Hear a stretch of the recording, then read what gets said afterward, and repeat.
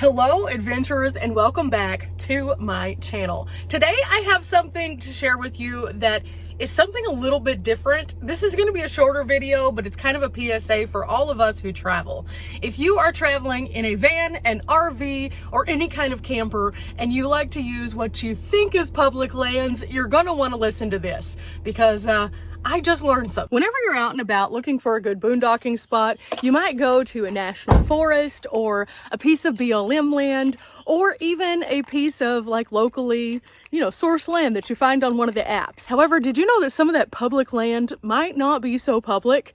In fact, in a few states, there are some interesting markers that they can use to determine the public versus the private land.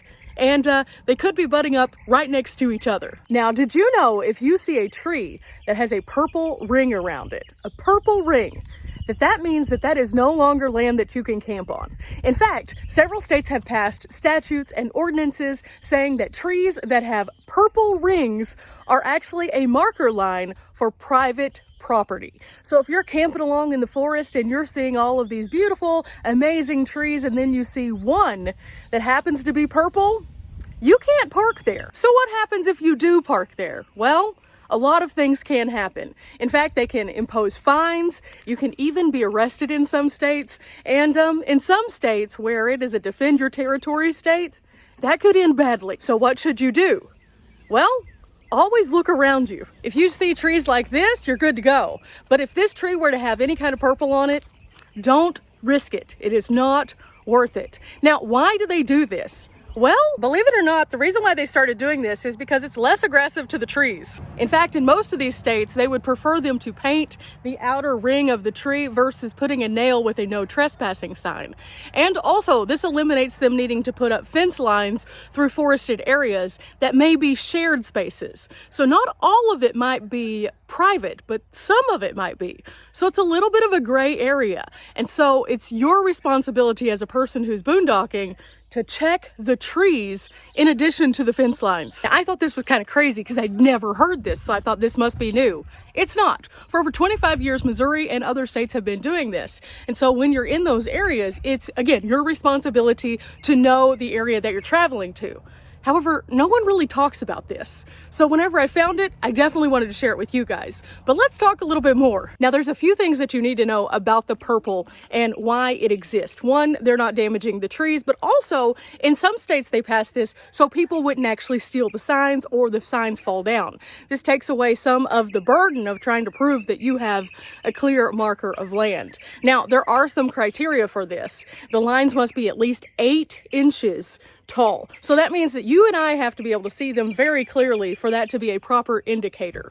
But then there's a couple of other things. They must use a specific color of purple, and that is determined by the state. And this is what they look like whenever you find them. You can see this is the color that is consistent from place to place. So whenever they're marking, they know that this is the proper color. Now, this is actually becoming more and more popular from state to state, and so you're seeing more and more of them. Each state requires at least this 8-inch space, but some require it to wrap all the way around the tree. Some just indicate that it has to be at least a square. And so, again, it's very important for us in our public spaces to look for this.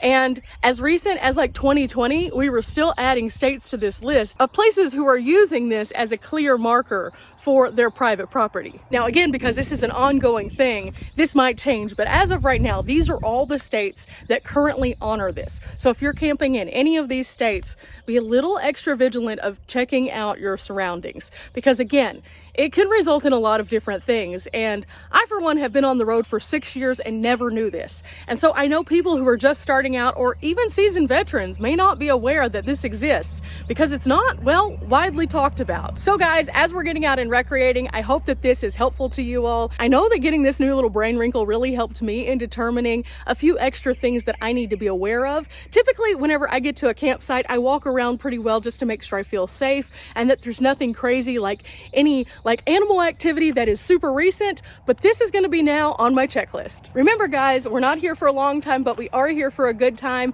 and things like this just make it a little bit better because we're not putting ourselves in harm's way and we're not trespassing on private property and causing ourselves grief. So remember guys, if you are getting out, just be vigilant. Also be understanding. Private and public lands sometimes do back up to one another, and so we need to be respectful of the private land so that it doesn't start to affect our public lands. Until next time guys, bye!